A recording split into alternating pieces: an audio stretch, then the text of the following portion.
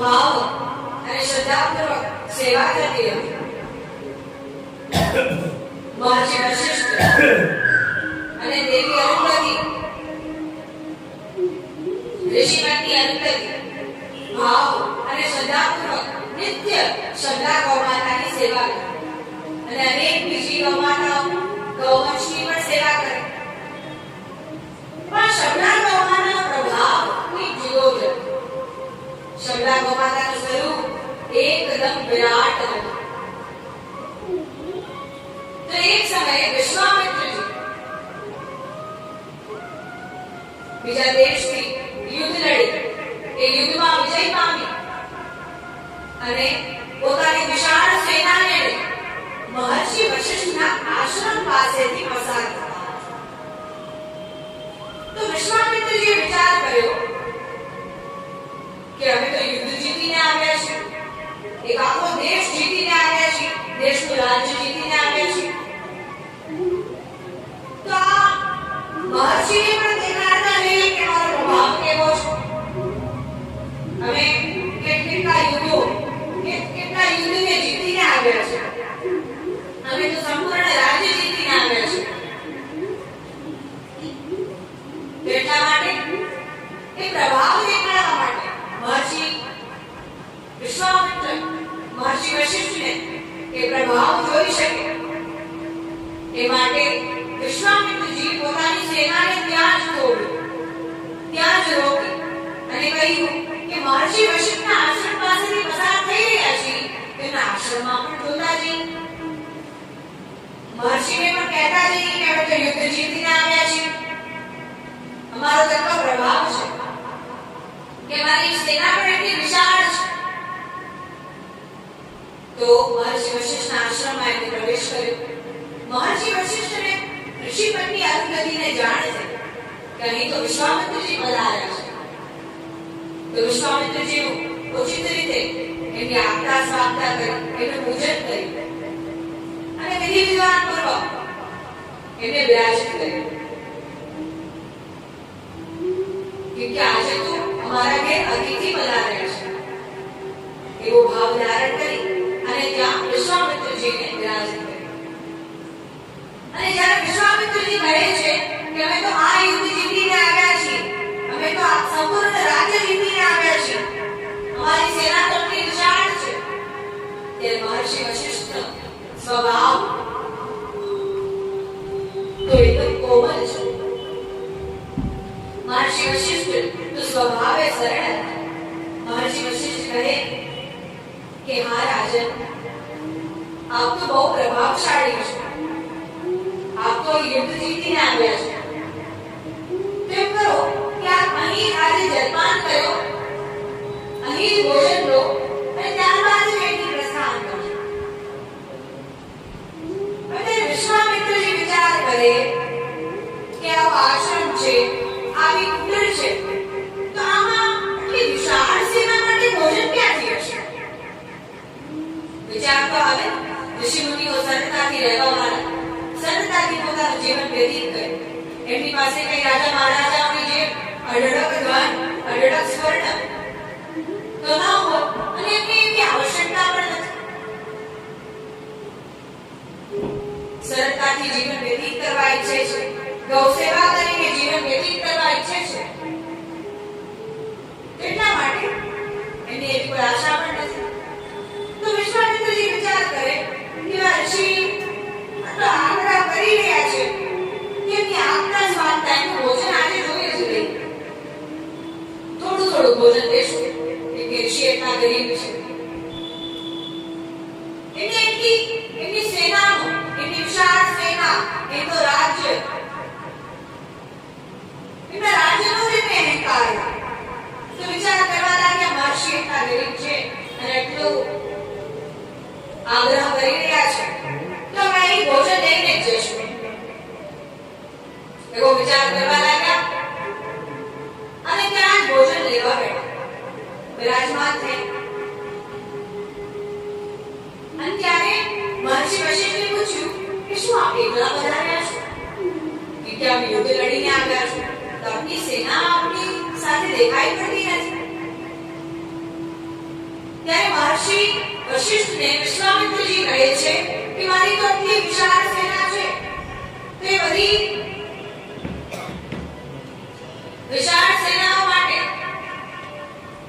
ભોજનની વ્યવસ્થા આપ કરી નહીં શકો, તો એમ કરો કે બધી વિશાળ સેના માટે ભોજનની વ્યવસ્થા કરવાની આવશ્યકતા નથી, કેવળ અને કેવળ હું ભોજન કરી લઉં, એમાં સમસ્ત સેના ભોજન કરી લેશે એવો ભાવ કરી. પણ મહર્ષિ વશિષ્ઠ ભાવ અને શ્રદ્ધાળુ છે. ત્યારે મહર્ષિ વશિષ્ઠ કહે કે આપ આપની સંપૂર્ણ સેનાને બોલાવી, આપની સંપૂર્ણ સેનાને આજે અમે ભોજન દેવડાવીશું, સમસ્ત સેનાને જલપાન કરાવીશું. આપ યુદ્ધ લડીને આવ્યા છો, યુદ્ધમાં વિજય પામીને આવ્યા છો, તો આપ સમસ્ત આપની સેનાને ભોજન કરવાનો સમય થતો હશે, તેમ કરો આપ એમને બોલાવીશું. તો વિશ્વામિત્રજી મનમાં વિચાર કરે કે એક તો ઋષિનું આશ્રમ એટલું નાનું, ઉપરથી ઋષિ વારંવાર અમને આગ્રહ કરી રહ્યા છે કે સેનાને બોલાવી લો, સેનાને બોલાવી લો. ક્યાં ખોટું એમનું અપમાન કરાવી રહ્યા છે,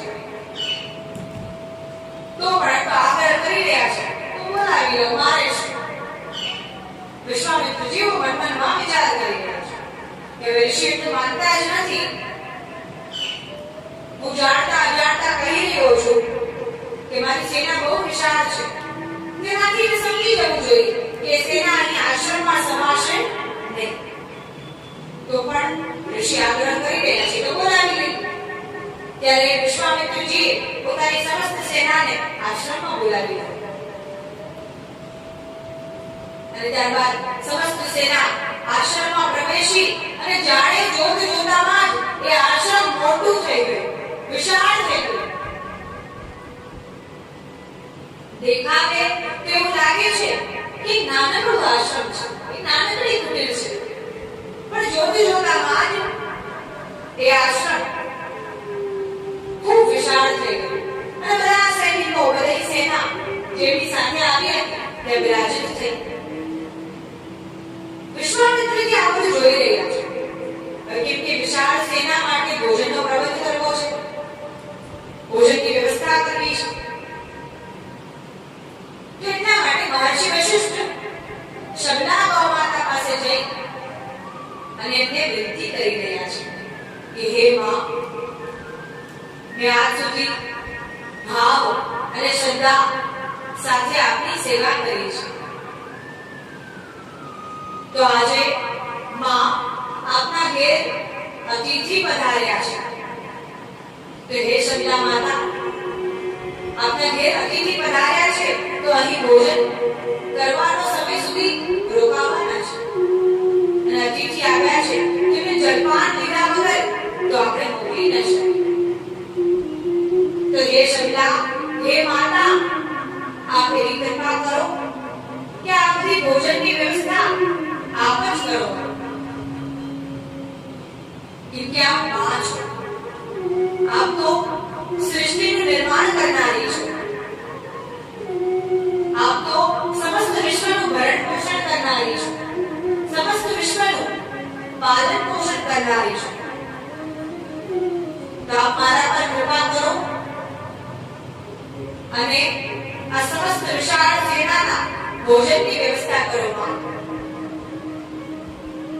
ત્યારે શબના ગૌમાતા કહે છે કે હે મહર્ષિ, આપે આજ સુધી મારી ભાવ અને શ્રદ્ધા સાથે સેવા કરી છે, તો હવે મારું કર્તવ્ય છે, મારો માતૃત્વનો ભાવ, મારો વાત્સલ્યનો ભાવ બતાડવાનો આજ સમય છે, મારું કર્તવ્ય નિભાવવાનો આજ સમય છે, અને હું મારું કર્તવ્ય નિભાવીશ. મહર્ષિ, આપ કોઈ ચિંતા ન કરો, આપ નિશ્ચિંતપણે જઈ રસોઈ ઘરમાં જઈ અને ગોબરનો લેપન કરો અને ભોજન બનાવવાની શરૂઆત કરો, રસોઈ બનાવવાની શરૂઆત કરો. અત્યારે મહર્ષિ વશિષ્ઠ આ સાંભળી અને ઋષિપત્ની અરુંધતી ખૂબ પ્રસન્ન થાય અને ત્યારે ઋષિપત્ની અરુંધતી રસોઈ ઘરમાં જઈ જેવું ગોબરનું લેપન કરે જ છે એટલામાં જ એ સમસ્ત સેના માટે, એ વિશાળ સેના માટે અને મહર્ષિ વિશ્વામિત્ર માટે, એ રાજર્ષિ વિશ્વામિત્ર માટે સ્વાદિષ્ટ ભોજનની વ્યવસ્થાઓ થઈ જાય છે. હજુ તો ગોબરનું લેપન કર્યું જ છે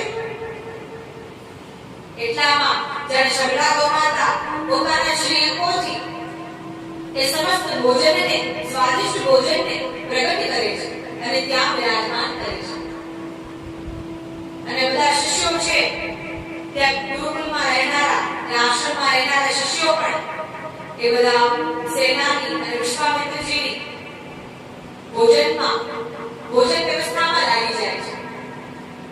અને રસોઈ ઘરમાંથી અનેક ભોજનના પાત્રો આવી જ રહ્યા છે. વિશ્વામિત્રજી આવું ભવ્ય આયોજન જોઈને ચકિત રહી ગયા, આશ્ચર્યચકિત રહી ગયા. ત્યારે ખૂબ એ સ્વાદિષ્ટ ભોજન એમને ખૂબ કરી, વધારે ભોજન કરી, કેટલાય દિવસ સુધી યુદ્ધ લડતા હતા. ઉચિત ભોજન મળ્યું હોય ન મળ્યું હોય, ભોજન કરવાનો સમય મળ્યો હોય ન મળ્યો હોય,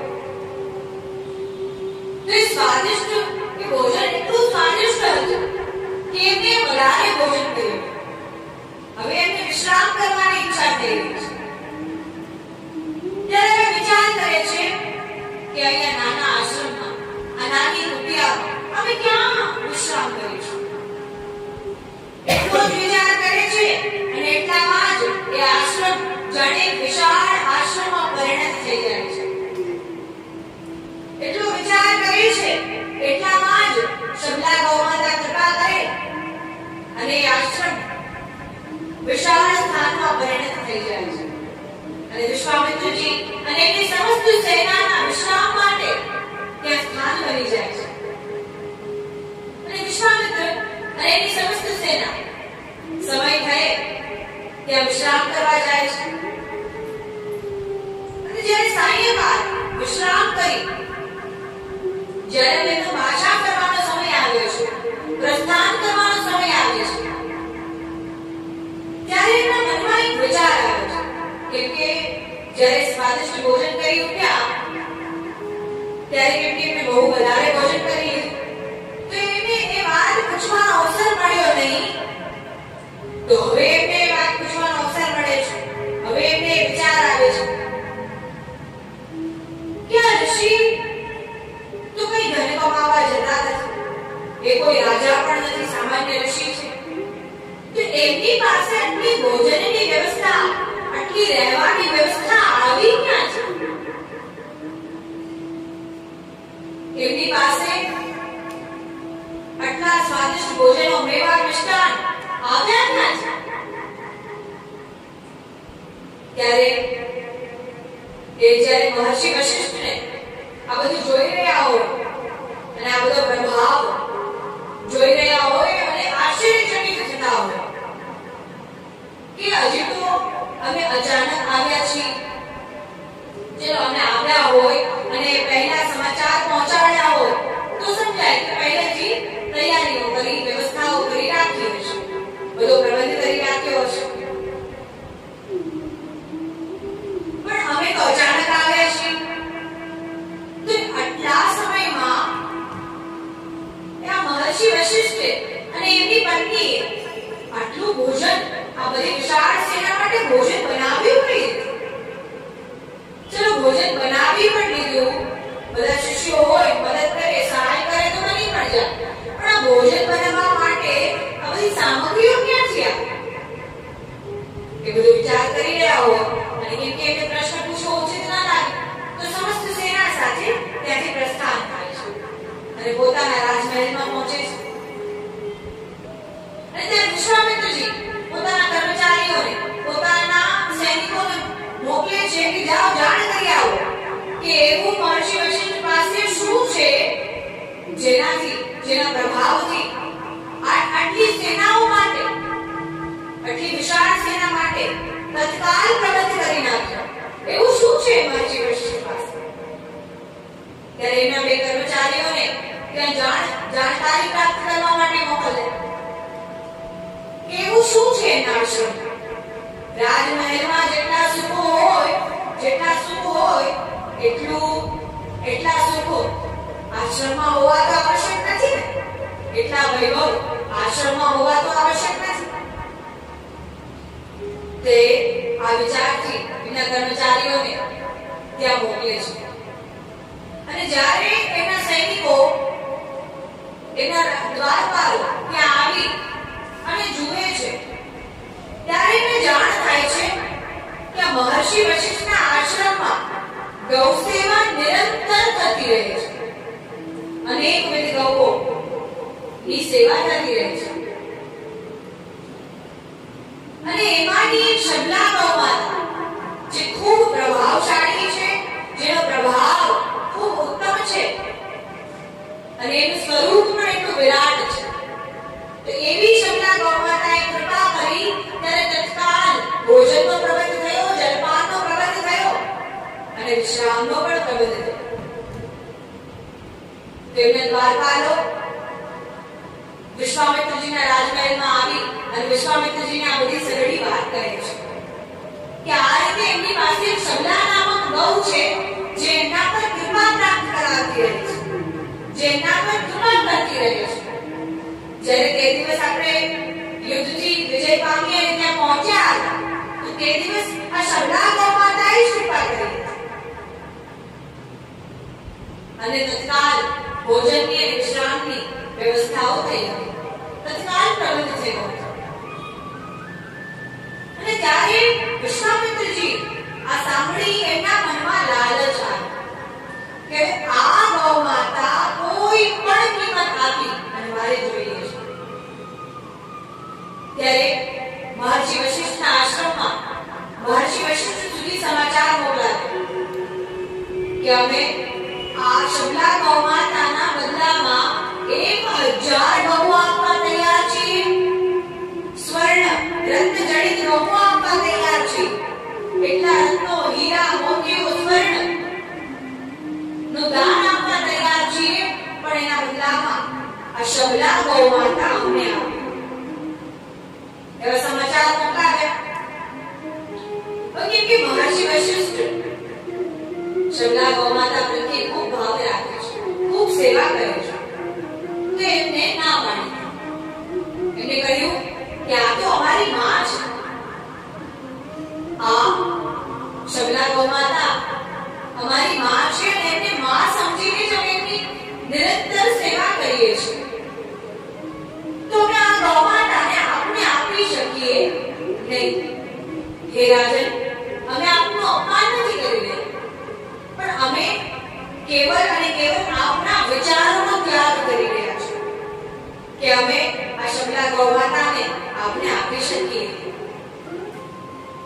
ત્યારે વિશ્વામિત્રજીને તો ખૂબ ક્રોધ આવી ગયો કે મહર્ષિ, એ ઋષિ, એ સામાન્ય ઋષિ આટલું સામર્થ્ય કે મને ના પાડી શકે. મેં એટલા યુદ્ધો લડ્યા, બધા યુદ્ધમાં વિજય પામી, મારા પાસે તો આટલો વૈભવ છે, આટલો યશ, આટલી કીર્તિ છે, હું તો આટલો કીર્તિવાન રાજા છું, મને ના પાડી દે. એની એટલી સામર્થ્યતા. ત્યારે વિશ્વામિત્રજી પોતાની સમસ્ત સેનાને બોલાવી અને વિશ્વામિત્રજી સ્વયં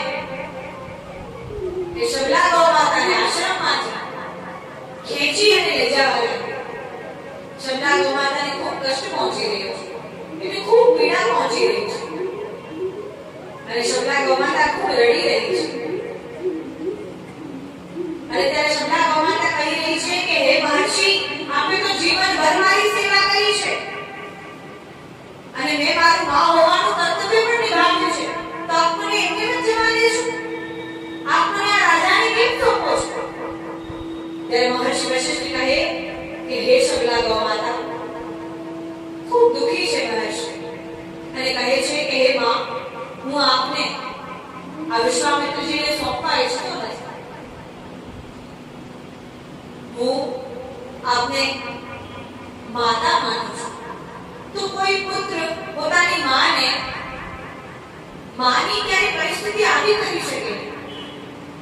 એટલા માટે હું આને દેવા ઈચ્છતો નથી, તો પણ બળજબરીપૂર્વક અહીં આવી એની સેનાનો પ્રભાવ દેખાડી, એની સેનાનું બળ જોઈ અને આપને લઈ જઈ રહ્યા છે. હું કઈ નહીં કરી શકું માં, હવે આપ જ આપનું વિરાટ સ્વરૂપના દર્શન કરાવો, જેનાથી આ સમસ્ત સેના નો પરાજય થાય. હું આમાં કઈ નહીં કરી શકું. એવું નથી કે મહર્ષિ વશિષ્ઠ પૂરતા સામર્થ્યવાન ન હતા. એમનું નામ તો સપ્તર્ષિઓમાં લેવામાં આવતું હતું. તેમનામાં કેટલું સામર્થ્ય હશે. સાક્ષાત ઈશ્વરજી એમને બ્રહ્મ જ્ઞાનની પ્રાપ્તિ કરેલી હતી. તેમનામાં કેટલું તેજ હશે. તો કેમ કે મહર્ષિ વશિષ્ઠ આ શબલા માતાનું સ્વરૂપ સમસ્ત સંસારને આ સ્વરૂપના દર્શન કરાવવા ઈચ્છે છે. આ શબલા ગોમાતાનું વિરાટ સ્વરૂપ, એમની વિરાટતા આ કલિકાલના જીવોને દેખાડવા ઈચ્છે છે.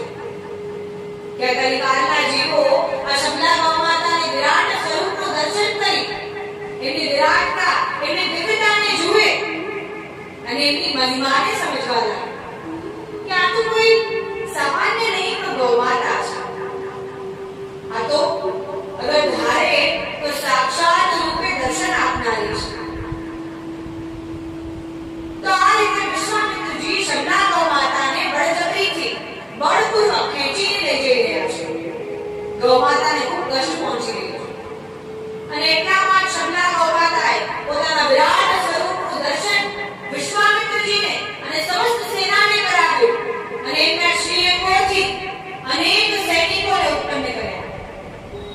અસ્ત્ર શસ્ત્ર સાથે બ્રહ્મદંડ લઈ અને સૈનિકો ઉત્પન્ન થયા છે અને બ્રહ્મદંડ આપ્યું મહર્ષિ વશિષ્ઠના હાથમાં અને મહર્ષિ વશિષ્ઠ બ્રહ્મદંડ સાથે માતાની આજ્ઞા અનુસાર, શબલા ગૌમાતાની આજ્ઞા અનુસાર એ વિશ્વામિત્રજી સાથે યુદ્ધ લડી રહ્યા છે અને વિશ્વામિત્રજી સાથે યુદ્ધ લડી એમને પરાજય કરી અને સ્વયં વિજય પામી અને એમનો યુદ્ધ લડી અને એમને પાછા મોકલ્યા.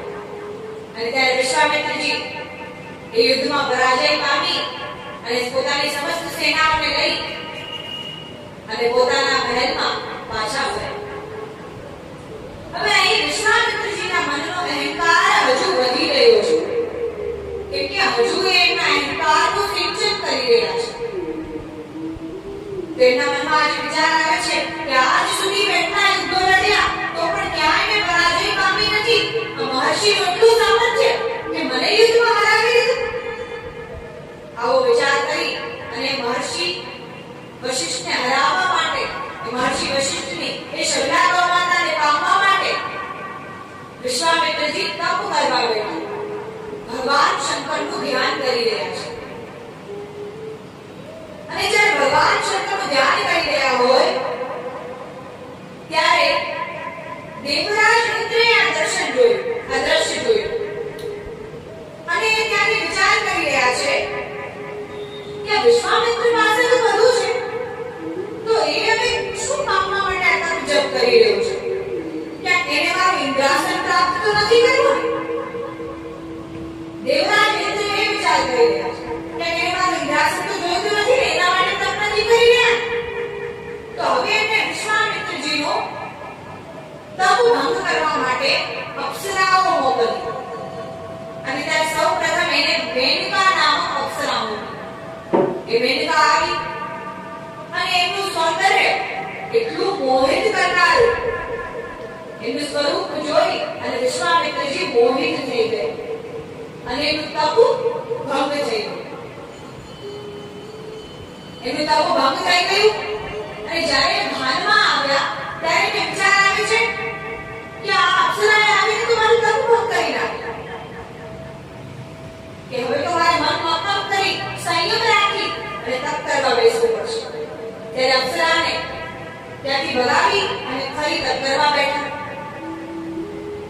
અને ત્યારે મેનકા અપ્સરા ત્યાંથી ફરી સ્વર્ગલોકમાં પધારી અને ત્યારે ફરી બ્રહ્માજીનું તપ કરવા બેઠા. એને વિચાર કર્યો કે ભગવાન શંકર તો પ્રસન્ન થવાના છે એવું લાગતું નથી. બ્રહ્માજીનું તપ કર્યું, બ્રહ્મદેવને પ્રસન્ન કર્યા. ત્યારે બ્રહ્માજીનું તપ કરવા બેઠા, બ્રહ્માજીનું ધ્યાન કરી રહ્યા છે. પછી બ્રહ્માજીનું ધ્યાન કરી રહ્યા છે તો દેવરાજ ફરિયાદ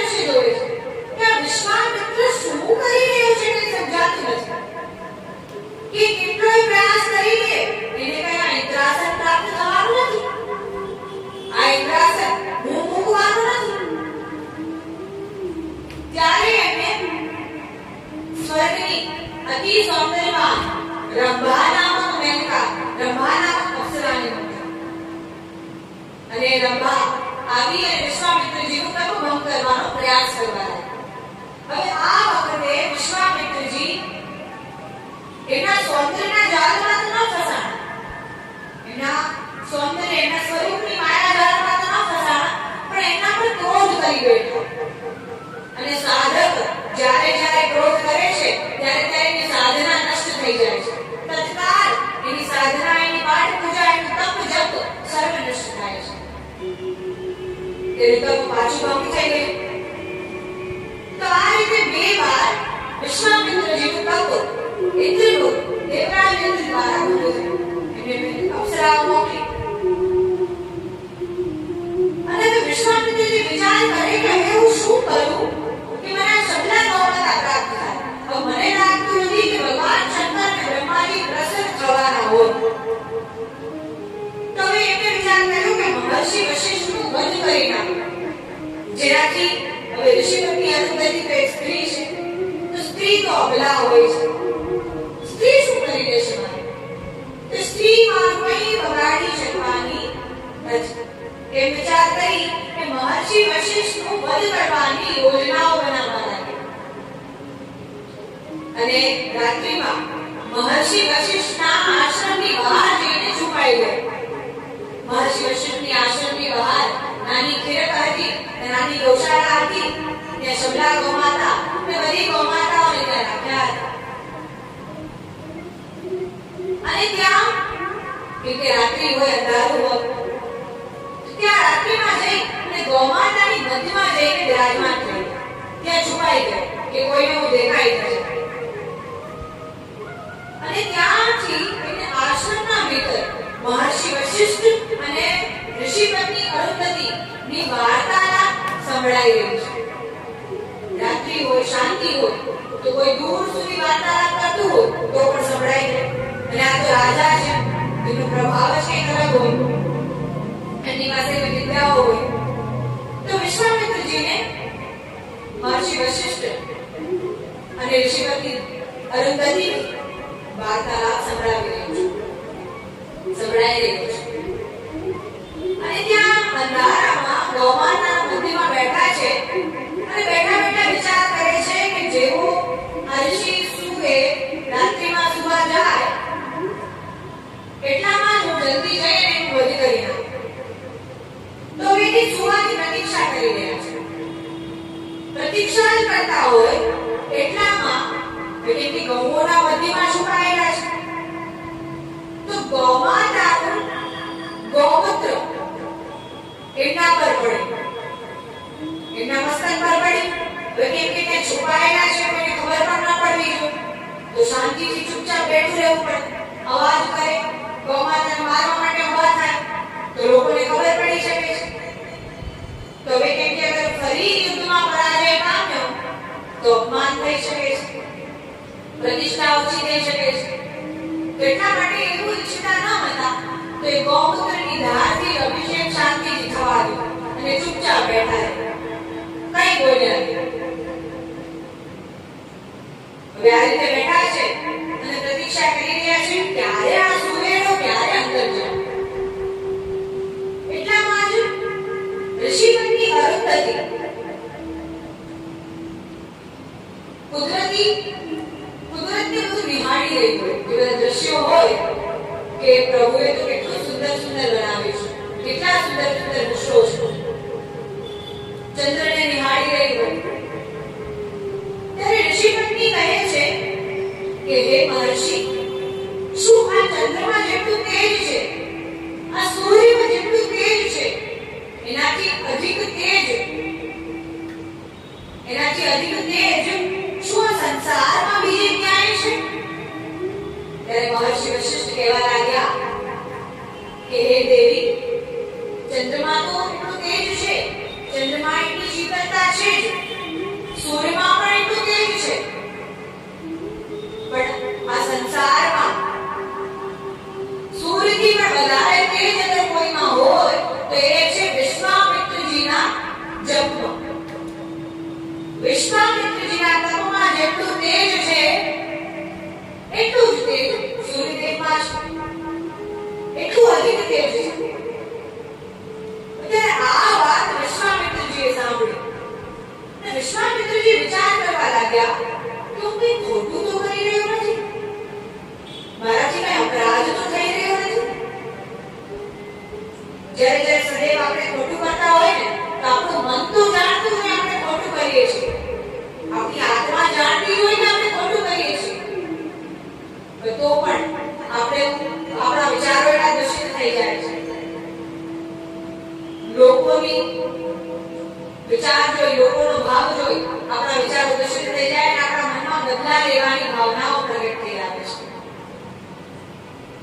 લાલચ, અહંકાર, ક્રોધની જ્યારે ઉત્પત્તિ થાય ત્યારે જીવનું જીવન નષ્ટ થઈ જાય છે, એની સાધના નષ્ટ થઈ જાય છે અને એનામાં દૂષિત વિચારો આવે છે. તો આ રીતે ત્યાં બેઠા બેઠા વિચાર કરી રહ્યા છે અને વિચાર કરે કે મારાથી કે અપરાધ તો થયો નથી. એટલો વિચાર કરે ને એટલામાં જ ત્યાં બીજી ગૌમાતા, કે બે ગૌમાતાના મધ્યમાં બિરાજમાન છે, બીજી ગૌમાતા એટલામાં જ મસ્તક પર ગોળો કરી નાખે કે ગૌમાતા હજી અડધી રાત્રે થઈ નથી, ગૌમાતાને સુવાનો સમય હવે થશે. તો એટલામાં જ ગોબર કરે કે ગૌમૂત્રની ધારથી વિશ્વામિત્રજીનું મન અડધું પવિત્ર થયું અને એને વિચાર આવ્યો કે હું કંઈ ખોટું કરી રહ્યો છું. જેવું ગોબર એના મસ્તક પર પડ્યું એમાં એનો વિચાર નક્કી થઈ, એને સુનિશ્ચિત કરી લીધું કે પાકું હું કંઈ ખોટું કરી રહ્યો છું, મારાથી કંઈક અપરાધ તો થઈ રહ્યો છે. આ ઋષિમુનિ જેને હું દૂષિત સમજતો હતો, દોષી સમજતો હતો, એ તો ખરેખર મારી પ્રશંસા કરી રહ્યા છે કે મારા તત્વમાં એટલું તેજ છે, મારી સાધનામાં એટલું તેજ છે, એવી પ્રશંસા કરી રહ્યા છે. તો મારા વિચારો તો કેટલા દૂષિત છે. હું આવા ઋષિમુનિ જે પરમ ગૌસેવી છે, આવી ગૌમાતાઓની સેવા કરે છે, એના જીવનમાં ક્યારેય એને કોઈનું અનીતિનું લીધું નથી, એવા ઋષિમુનિનું ક્યારેય વધ ન કરી શકે. એ તો સાક્ષાત સપ્તર્ષિઓમાંના એક ઋષિ છે, તેમને હું કષ્ટ ન પહોંચાડી શકું, એનો વધ હું ન કરી શકું, મારાથી આવો અપરાધ ન થાય એવો વિચાર કરી અને ત્યાંથી ઉભા થઈ ગોબર અને ગૌમૂત્રથી તો સ્નાન કરી જ લીધું છે, મન પવિત્ર અને શુદ્ધ બન્યું છે. ત્યારે ઉભા થઈ અને અડધી રાત્રિમાં દોડતા દોડતા આશ્રમમાં પ્રવેશી ગયા અને મહર્ષિ વશિષ્ઠથી ક્ષમા માંગવા લાગ્યા કે હે મહર્ષિ, મને ક્ષમા કરો, આપના વિચારો તો એટલા સુંદર છે, આપના વિચારો તો આવા પ્રભાવી છે અને મેં આપના વિશે એવો વિચાર કર્યો, મારે આવું ન કરવું જોઈએ, આ મારો અપરાધ છે, હું મારા અપરાધનો પ્રાયશ્ચિત હવે ગૌસેવા કરીને કરીશ. તો આ રીતે વિશ્વામિત્રજી મહર્ષિ વશિષ્ઠની ક્ષમા માંગવા લાગ્યા અને એમને ત્યાં ક્ષમા માંગી અને ગૌસેવા કરવાનો નિર્ણય લીધો. અને ત્યારે કે ગોબર અને ગૌમૂત્રના સ્નાન માત્રથી એમનું મન શુદ્ધ બન્યું છે અને એનું મન પવિત્ર બન્યું છે. તો શબલા ગૌમાતાના વિરાટ સ્વરૂપના આપણે દર્શન કર્યા અને સ્વરૂપ જાણે સાક્ષાત આપણા સમક્ષ પ્રગટેલું હોય એવો ભાવ પ્રગટ થાય છે.